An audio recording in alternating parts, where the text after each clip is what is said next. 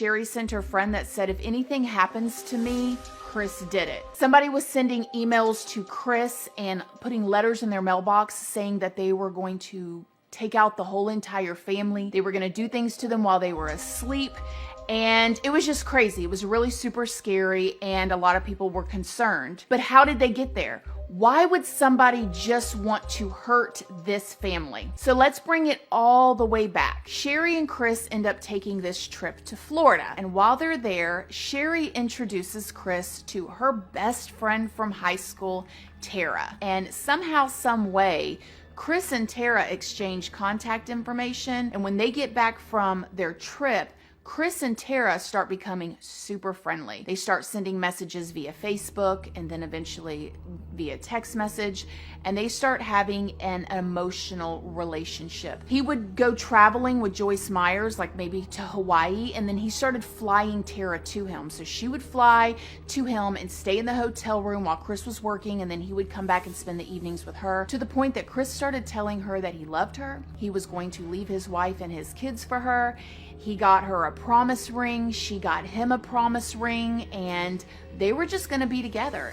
But Chris was trying to figure out how he was going to make this work, because he knew with his job, he was going to lose his job being with Tara. Now, around 2009, Chris starts receiving very, very threatening emails. And there were emails saying certain things like, if I can't get to Joyce, I'm going to get to you, and I'm going to kill your whole family while they're sleeping. He reported it to Joyce Myers. I mean, it was just emails. It didn't become allegedly super scary until he started getting letters in his mailbox. And one time in particular, Chris was in Hawaii with Joyce Myers and probably Tara at the same time, and a letter shows up in the mailbox to Chris's house threatening, saying that that person was going to kill their whole family in their sleep, and the letter had no return address and no postage on it, which meant that somebody had to physically put this letter in their mailbox, which also meant whoever this person was had been to their house and knew where their house was. When Tara saw the letter, she obviously freaked out. She called Joyce Myers, she called her in-laws, her parents, and she called Chris.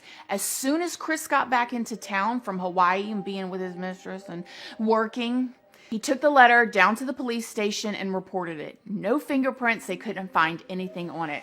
Luckily though, the guy that lived right across the street from Chris and Sherry and the boys was a detective. Justin went to his second story of his home, which was his son's room, and put a camera in there facing towards Chris's house. That way they could get anybody on camera that's going to come put something in there. I mean, like the whole community, it was a very, very small community. So people were involved in this. They had police patrolling by the house just to make sure, and they never could catch anybody or never find out who was sending these emails or put the letter in the mailbox. The more Chris and Tara continued to get closer and closer, and all the I love yous and the promise rings, his home life was crumbling behind the scenes. She texted her friend and said that Chris said a couple days ago that me and my kids were in the way, not our kids, not, but me and my kids, and just putting like the kids like they're all her kids. There was even an alleged text message that Sherry sent her friend that said, if anything happens to me, Chris did it.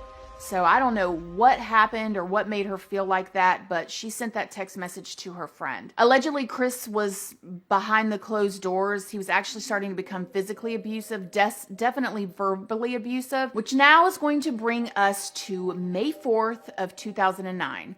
May 4th of 2009, Chris gets up and calls Joyce Myers and tells her he is sick and he does not feel good. Now, Joyce said that Chris had never called in before, and at this point, I think he had been working for her for like 11 years. And the next morning, surveillance camera shows Chris leaving his home at 5:43 a.m. to go to the gym. Now, according to Chris, at 6 o'clock, he started calling his wife from the gym to let her know, hey, it's time to get up.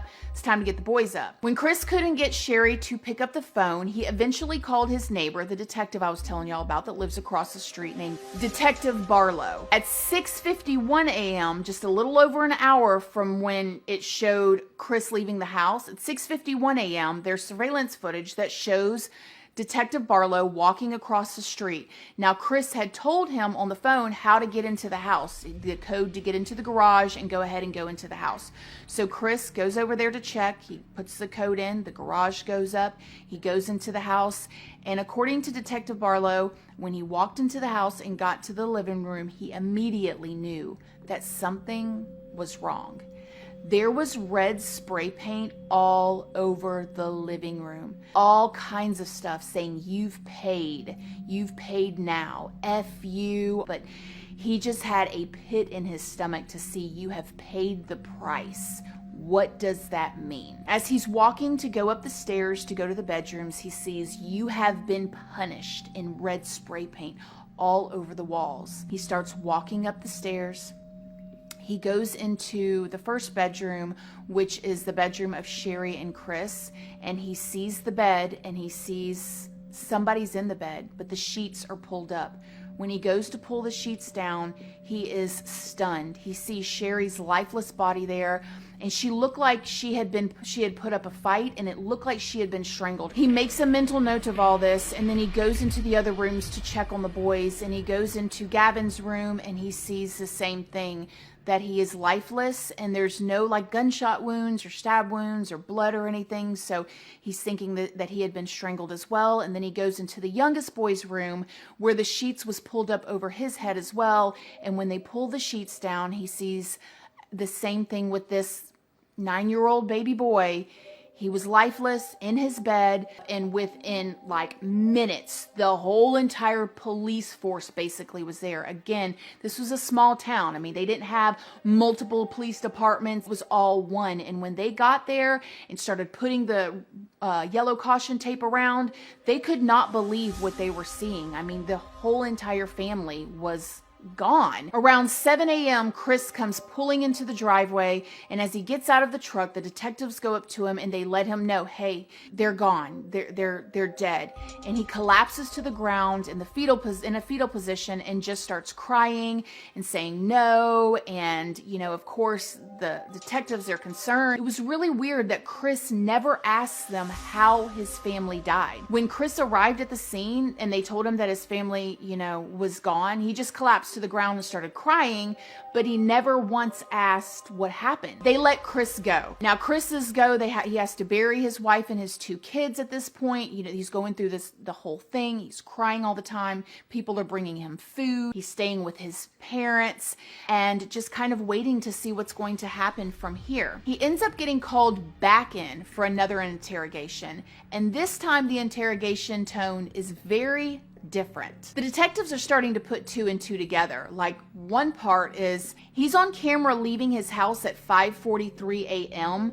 and by 6 o'clock he's calling his wife to wake her up and she's already gone, which means that a killer would have had to literally get in there, do all that spray paint, kill all 3 people by strangling them within a matter of less than 20 minutes. You know, like, it just didn't seem right. Also, they contacted Tara to, you know, speak with her, the person that was just like a friend or something that he was talking to. And Tara spilt the whole entire beans. And she did it with confidence too, honey. She was letting them know, yeah, he's going to leave his wife. We're in love. He gave me this ring right here. And, you know, we're doing all this. And yeah, I went to Hawaii with him. I went to Peru with him. I went to all these places with him. Like, she didn't blink an eye, honey. She was just letting them know, like, yes, I'm that woman. Okay. And they were like, okay, well, this doesn't make sense. And it definitely gives him motive to do this now, right? Another key thing that made the detectives suspicious about him is the fact that when they confiscated his work laptop, they went through the whole entire thing, right? The detectives, you know what they found out? The emails that he was getting, the threatening emails, were sent from his work IP address and from his work login. Now, when Chris was questioned about this, he told them that he had to have been hacked. Somebody had to have hacked him. There's no way those emails could have come from his IP address. The autopsy report showed that they had to have died around 3 a.m. not 5:45, not 6 a.m. So they arrest Chris on, the triple homicide murder, and he takes it to trial. Trial was a long, drawn out process. He proclaimed his innocence. His family stood by him the whole entire time. However, when the mistress came in to testify, here she comes, y'all, in her heels, clank, diddy, clank, clank, clank, walking through there, looking at her man. She wore that promise ring, y'all, to testify. The nerve, the audacity. She came to get her man, honey, on the stand and everything. Anyways, she testified, and when she testified, they passed pictures around of her and him together. And one of the jurors was smart enough, I guess. I don't know why nobody else caught this, but one of the jurors flipped the picture over. And on the back of the picture, it was dated 2008. Well, Chris and Tara had been telling everybody that they had only been talking since 2009.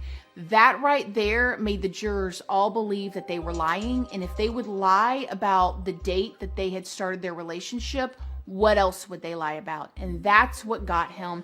And he was found guilty, and he got 3 life sentences. Since then, though, he's tried to appeal the case a few times, and it's gotten turned down. So he is waiting for a new trial date. He is going to go back to trial for this. We will see what happens here. I personally believe that he did it. Okay, I absolutely believe that he did it. His mama and daddy, honey, are standing behind him like you would not believe. There's no way their son could have done this to anybody. He wouldn't hurt a fly. And I get that as a parent, you really don't want to believe it. But those threatening emails, like he had been planning this for a while, allegedly for entertainment purposes only. So disturbing. But why is it revolved so much around relations? Like, I guess some of these men act like they ain't never had no before. You know what I'm saying? They go completely berserk and kill everybody. Like, calm down, sir.